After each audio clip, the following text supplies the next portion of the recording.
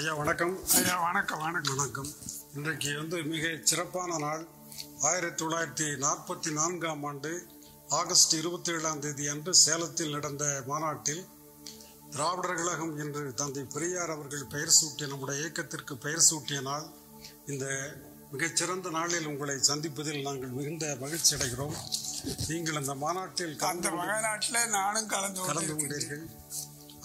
அதுவும் ஒரு சிறப்புக்குரிய நிகழ்ச்சி. அது உங்களுக்கு இளம் பருவத்திலே எப்படி இந்த உணர்ச்சி வந்தது? இதற்கு யாராவது தூண்டுகோலாக இருந்தார்களா அப்படிங்கிறத முதல்ல நாங்கள் தெரிஞ்சுக்கணும். யாரும் தூண்டுகோல் இல்லையே. சரிங்க. குளித்தலையில் படிச்சுக்கிட்டு இருக்கிற போது சரிங்க, அங்கு ஐயா எல்லாம் கலந்துக்கிற ஒரு மாநாடு நடந்தது. பள்ளிக்கு எதிர்த்தாப்புலயே ஒரு மைதானம். அந்த மைதானத்தில் தான் ஐயா அந்த காலத்து பெரிய தலைவர்கள் பூராவும் அதில் கலந்துக்கிட்டாங்க. அந்த மாநாட்டில் போய் நான் ஸ்கூல் விட்டதே போய் சாயந்தரம் எத்தனை நேரம் வேற ஒரு பையன் கூட வந்து வா போலாம் அப்படின்னு சொன்னோம். அவனோட போய் உட்காந்து பார்த்து கேட்டான். அன்னைக்கு தான் அந்த தலைவர்களை எல்லாத்தையும் பார்த்தோம். ஐயா பேசின பேச்சையும் கேட்டோம். அதிலிருந்தே எனக்கு ஐயா மேல ஒரு பற்று. அது எங்க ஐயா இது பண்ணாலும் நான் அந்த பகுதியில் இருக்கிற போது போய் நேரடியாக கலந்துருப்பேன். அப்போ குளித்தலை தான் உங்களை இந்த இயக்கத்திற்கு கொண்டு வந்த இடம். ஆமாம் ஆமாம் ஆமாம். அதில் சுல்தான் பட்டாதின்னு ஒரு பேரை நீங்கள் குறிப்பிட்டிருக்கீங்க. அவரை பற்றி குறிப்பு ஏதாவது? அல்ல அது நான் அதை திருத்திருக்கேன். சரிங்க. பட்டாபி இல்லைங்க, அது பட்டாதி. பாக்தாதிங்கிற ஒரு முஸ்லீமுங்க அது. சரி சரி. சுல்தான் பாக்தாதி. அது திருச்சிக்காரர். சரி சரி. அவரு கடவுளத்துல நல்ல பேச்சாளி.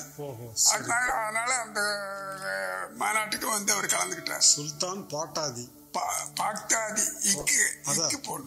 பாக்தாதி முஸ்லீம் பேர். சரி சரி. அவர் ஒரு இஸ்லாமியர். அவர். ஆமா. இப்போ இஸ்லாமியர்கள் அந்த காலத்திலே நம்ம இயக்கத்துக்கு வந்திருக்கிறாங்க. அப்பவே இருந்தார். அப்பவே பெரிய இதுல அதே மாநாட்டில் பெரிய புதுக்கோட்டையில இருந்து ஒரு சிறந்த பேச்சாளி, சர்க்கார் பொறுப்புல இருந்தவர். அவரும் இந்த மாநாட்டில் கலந்துச்சாரு. அவரும் முஸ்லீம் தான். சரி சரி சரி. திருப்பூர் மொய்தீன் ஒருத்தர் இருந்தாருங்களா? அவர் முதல்ல இங்க இருந்தாருங்களா? அவரும் திராவிட கழகத்தில் இருந்தவர். சரிங்க. அப்புறம் குளித்தலைக்கு பிறகு வேற எங்க நீங்க? நான் குளித்தலையில 9ஆவதோட முடிச்சுக்கிட்டேன். சரி. அதுக்கப்புறம் திருச்சியில தேசிய கல்லூரின்னு ஒரு கல்லூரி, அதுலயே ஹைஸ்கூல்ல இருந்து இருக்கு. நான் அந்த ஹைஸ்கூல்ல போய் சேர்ந்தேன். அதுக்கப்புறம் அதே ஸ்கூல்ல முடிச்சுட்டு அதே கல்லூரியில நேஷனல் கல்லூரியிலேயே சேர்ந்துட்டேன். சரி சரி சரி சரி. அப்ப நேஷனல் காலேஜ்னா அது பார்ப்பனர்கள் நடத்துறதுதான். இருந்தாலும் மற்றவங்களும் போய் இடம் கிடைச்சவங்க கொடுத்தாங்க. அவங்களுக்கு அது முன்னுரிமை. சரி சரி. அவங்களுக்கு முன்னுரிமை. நமக்கெல்லாம் இடம் கிடைச்சா இருந்தா கொடுப்பாங்க. சரிங்க. அப்போ பரமசிவம்னு ஒருத்தர் கூட இருந்திருப்பார் பொழுது. கூத்தப்பாருங்கிற ஊரை சேர்ந்த பரமசிவம். அவரு நான் அங்க ஹாஸ்டல்லாம் தங்கியிருக்கிறேன். சரி. என்ன மாதிரி பல பேர் மாணவர்கள்லாம் ஒரு பெரிய கடை வீதியில ஒரு ஹோட்டல். சரி. அதுல நிறைய ரூம் இருக்கு. அந்த ரூமுகள்ல மாணவர்கள் தான் ரொம்ப பேர் தங்கி இருந்து படிச்சுக்கிட்டு இருந்தோம். அது இல்லாத சில பேர் வெளிய ஊருக்காரங்களும் அங்க தங்கியிருப்பாங்க.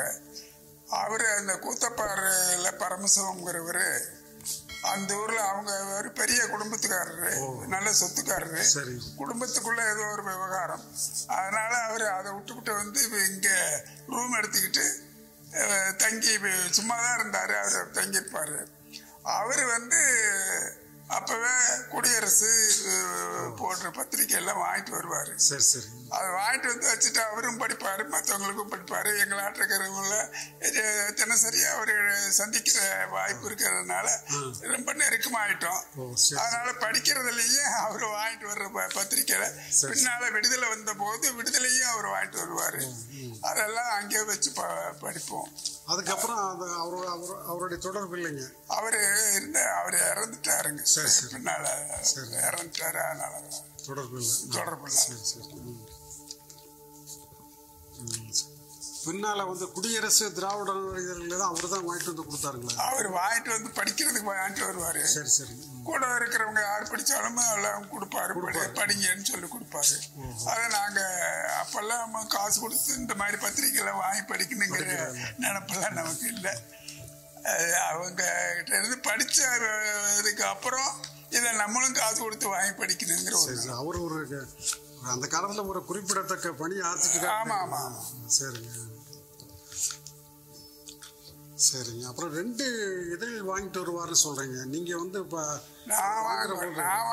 நான் வாங்குற போது நான் அந்த பத்திரிக்கைல திராவிட நாடெல்லாம் அப்ப வந்துட்டு அங்க இருக்கிற போது 2 இதழ் வாங்கிட்டு வருவோம்னு சொல்லல.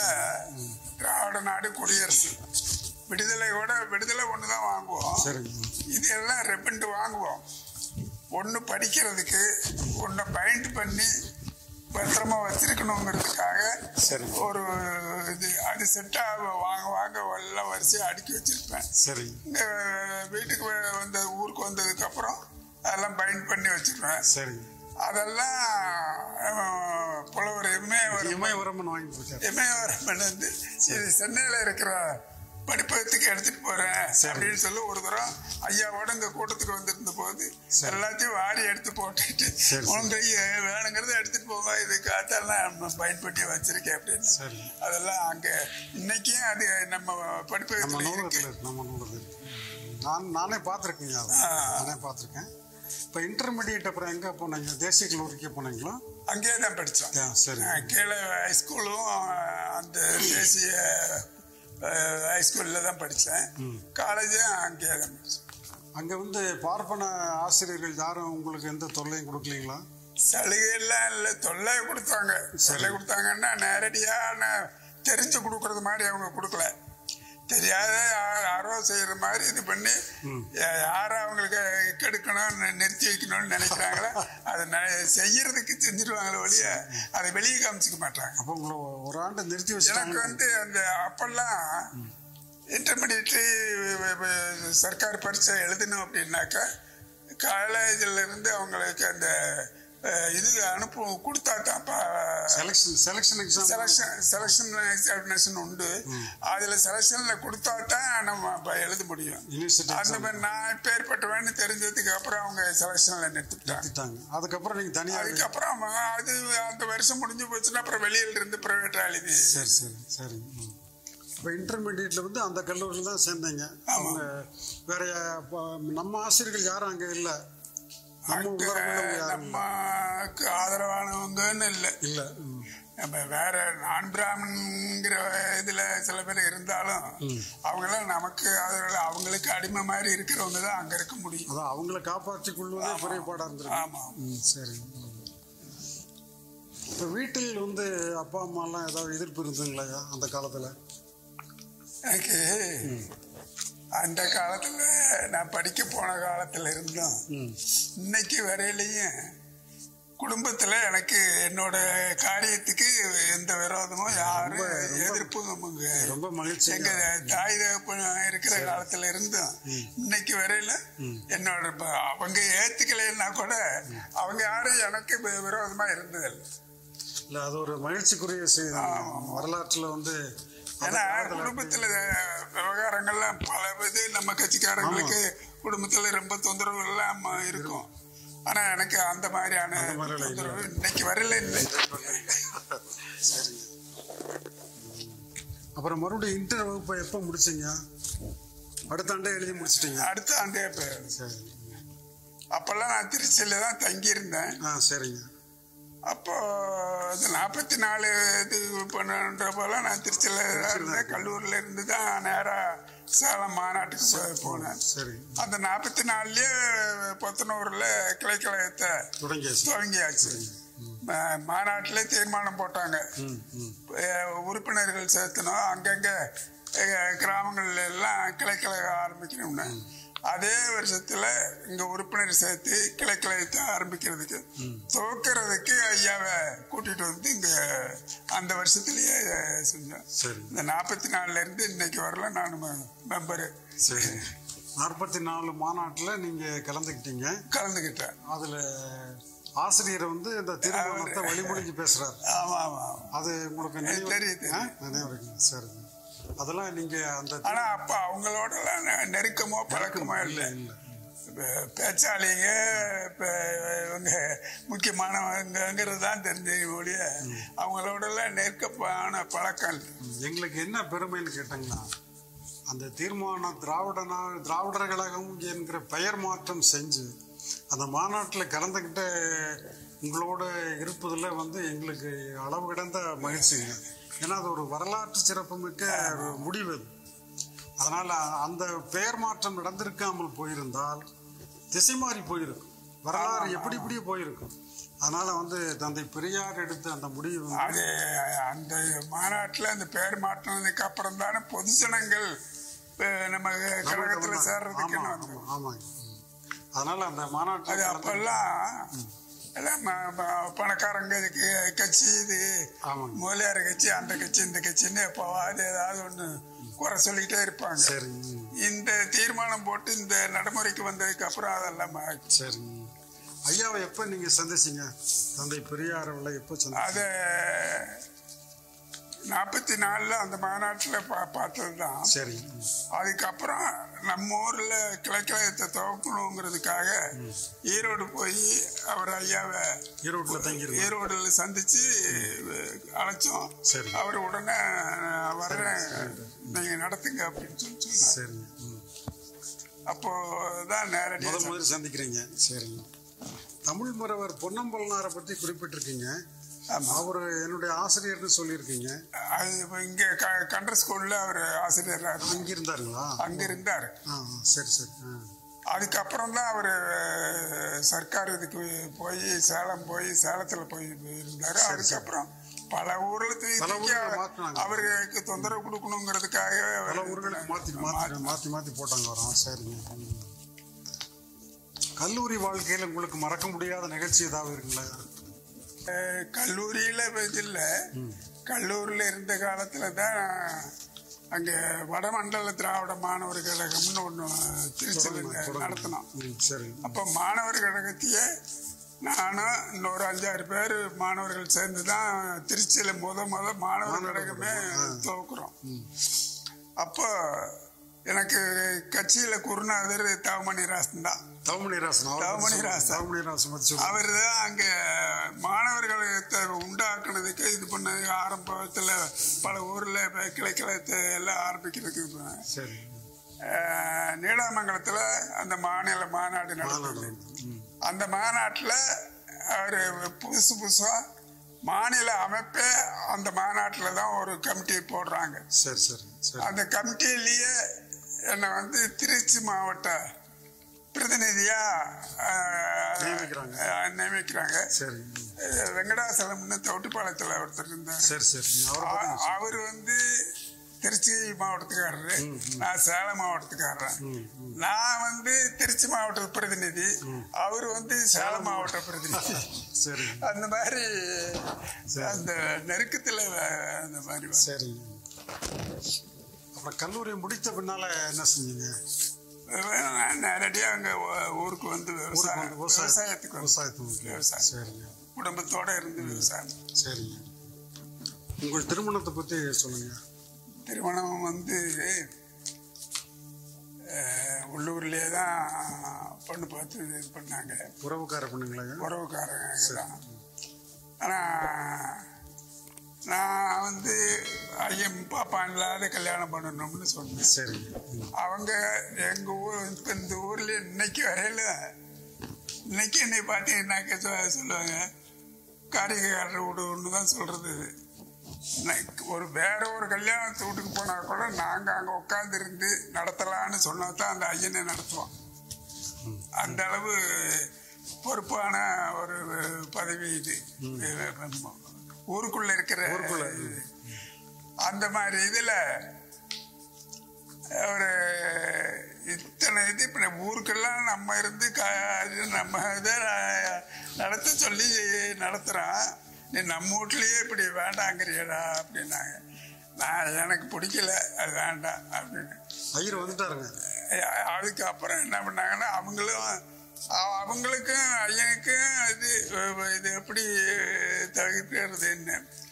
எங்க வீட்டுல எங்க அப்பாவை விட எங்க பார்ட்னர் அதுல ரொம்ப கறிக்கிறது. நான் ஊருக்குள்ள இப்ப எங்க பார்ட்னர் சொன்னா தட்டுறதுக்கு ஆளே கிடையாது. எந்த வார்த்தையா இருந்தாலும் ஏதாவது விவகாரம் பண்ணா இங்க வந்து தான் தீர்ப்பாங்க. அவரு என்னென்னமோ சொல்லி பார்த்தாரு, நான் முடியாதுன்ட்டேன். அவர் என்ன பண்ணாரு, சரி அவனை கூட்டிட்டு வந்து உட்கார வச்சு அவனுக்கு ஏதாவது பணத்தை கொடுத்து அனுப்பிச்சிடலாம் அப்படின்னு சொன்னாங்க. நான் என்ன சொல்றேன், நீ பணத்தை கொடுத்து அனுப்பிச்சிட்டு எவ்வளவு வேணாலும் கொடுங்க, நான் அது வேண்டாங்களே, நீ கொடுத்து அனுப்பிச்சிட்டு வந்து என்ன கூப்பிடுங்க, நான் வர்றேன் அப்படின்னு. அதுக்கப்புறம் அவனுக்கு இப்ப தட்டில் எல்லாம் தேங்காய் பழம் அது இதெல்லாம் வச்சு காசும் வச்சு கொடுத்து இப்ப அனுப்பிச்சு விட்டு அதுக்கப்புறம் தான் என்ன கல்யாணத்துக்கு உட்கார. யார் தலைமையில்? அவர் வந்து சேலத்துல காலேஜ்ல ஒருத்தர் ப்ரொஃபஸரா இருந்தார், உலக ஊழியர். அவரு தலைமையில தான் நடந்தது. அது என்னன்னா அப்ப மற்றவங்க எல்லாம் அதிகமா பழக்கம் இல்லை, தலைவர்கள் எல்லாம். இவரு எனக்கு சேலம் காலேஜுங்கிறதுனாலையும் சேலத்துல எனக்கு தெரிஞ்சவங்க இருந்ததுனால அவர்கிட்ட சொல்லி அவரை வரவழைச்சு உடனடியா அவரை வச்சு செஞ்சோம். அவரை பற்றி நிறைய பேர் எழுதியிருக்கிறாங்க. தமிழ் உணர்வாளர் அவரு தலைமை. அது நம்ம இருந்து என்ன நடத்துவோமோ அதே மாதிரி தான் அவர். சரி. திருமணத்திற்கு பிறகு உங்களை கட்சி பணியாற்ற அழைத்தார்களா இல்லை நீங்களே போனீங்களையா? யாரும் இதுல அழைக்கலைங்க. சரி. ஒவ்வொரு ஊர்லயும் கிளைக்கழகத்தை ஆரம்பிக்கணும்னு சொல்லி நானே தான் இந்த ஊர்ல கிளைக்கழகத்தை ஆரம்பிச்சு நான் அங்க திருச்சியில படிச்சுக்கிட்டு இருக்கிற போதே நான் இங்க இப்ப கிளைக்கழகம் ஆரம்பிச்சுட்டேன். பத்திரிகை நம்ம கட்சிக்காரங்களாம் அப்போ ஒவ்வொரு தலைவரும் ஒவ்வொரு பத்திரிகை ஆரம்பிச்சாங்க. எல்லா பத்திரிகைக்கும் நான் ஏஜென்ட், எல்லாத்துக்கும் ஏஜென்டா இருந்து இங்க பத்திரிகை வரவழைச்சிட்டு இங்க ஒரு பையனை ஏற்பாடு பண்ணி வச்சுட்டு இந்த நாட்கெல்லாம் போடு அப்படின்னு சொல்லுவேன். அங்கிருந்து லீவ்ல வர்ற போது அவங்கள பார்த்து நான் பணம் வசூல் பண்றது செஞ்சுக்கிறேன். அப்பவே கட்சி வேலை தான், அங்கேயும் இருந்துகிட்டு இங்கேயும். சரிங்க. உங்கள் மக்களை பற்றி சொல்லுங்க, மகன் மகள்கள் இவங்களை பற்றி சொல்லுங்க. ஒரு பையன் 2 பொண்ணுங்க. ஒரு பொண்ணு அக்கா மகனுக்கு உள்ளூர்லயே மூத்த மகள. அது வந்து பெரியாரும் குண்டக்கொடியாரும் வந்து இருந்து நடத்தி வச்ச திருமணம். 2வது மகள் வந்து திருவாரூர்ல கொடுத்ததுங்க. அது வந்து ஐயா நம்ம ஆசிரியர் தலைமையில பெரியார் மன்றத்துல, திருச்சி பெரியார் மன்றத்திலேயே நடந்தது. பையனுக்கு வந்து திருவாரூர்ல ஆர்பி சுப்பிரமணியம் அவரு கலைஞருக்கெல்லாம் ரொம்ப வேண்டியவர். ஆர்பிஎஸ்பாங்க. அவரு ரொம்ப உள்ளூருங்கிறதுனால ரொம்ப கலைஞரோட தொடர்புள்ளவர். அவரு என்ன பண்ணாருன்னா அவருக்காக அவரை கூப்பிட்டாரு கலைஞரை, நான் எனக்காக ஆசிரியர் கூப்பிட்டாரு. இவங்க 2 பேர் இருந்து அந்த திருமணத்தை நடத்தி வைக்கிறாங்க. ஆசிரியர் முன்னிலையில ஆர்பிஎஸ் தலைமையில, ஆர்பிஎஸ் கலைஞர் தலைமையில இவர் முன்னிலையில திருவாரூர்லயே நடந்தது. செங்குட்டுவனுடைய திருமணம் 2 பேருடைய இதுல 2 பேர். இந்த மூத்த மகள் திருமணத்துலதான் பந்தல் பெரிய அளவுல அது ஒரு அங்க தோட்டத்துல பெரிய மைதானம் மாதிரி இப்ப சாதாரணமாவே களம்னு அந்த நெல் அறுக்க பிடிக்க போடுறதுக்கெல்லாம் களம் போட்டுருவாங்க. அது 2-3 வேலை எல்லாம் சேர்த்து நிரவி பெரிய பந்தல மாநாட்டுக்கு போடுறது மாதிரி போட்டிருந்தேன். அது ஐயா வந்து அங்க இருக்கிற போதெல்லாம் நடத்துற போதெல்லாம் நல்லா பாராட்டி சொல்லிட்டு தான் போலாரு. அப்புறம் ஒரு தடவை ஒரு வாரமா 10 நாள் இருந்துச்சு ஐயாவை பார்க்கணுட்டு திருச்சி போய் ஐயாவை மாளிகையில பார்த்தேன். அப்போ அவர் கேட்டாரு, என்ன இது திருமணமெல்லாம் ரொம்ப சிறப்பா பெருசா நடத்திட்டியே அப்படின்னாரு. அவரு ஏதோ பாராட்டுறாருன்னு நினைச்சுக்கிட்டு நான் ஆமாங்க என்ன அவ்வளவு பெரிய பந்தல போடணுமா அப்படின்னு. இல்லை வர்றவங்களுக்கெல்லாம் வசதியாக இருக்கணும்ன்ட்டு சாப்பிட்றதுக்கு உட்கார்றதுக்கு சாப்பிட்றதுக்கெல்லாம் வசதி வேணுங்கிறதுக்காக அவ்வளோ பேர் சொல்கிறேன். எல்லாத்துக்கும் சோறு போடணுமா அப்படின்னாரு.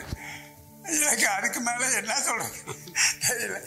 சோறு போடுறதுக்கு ஐயாவை கேட்குற போது இல்லையே என்னமோ இதில் இது பண்ணிட்டேன்.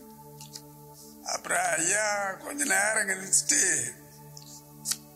நம்ம ஆளுகளே நான் சொல்கிறத கேட்க மாட்டேங்கிறீங்க, அப்புறம் வேற யாரு கேட்பா அப்படின்னாரு.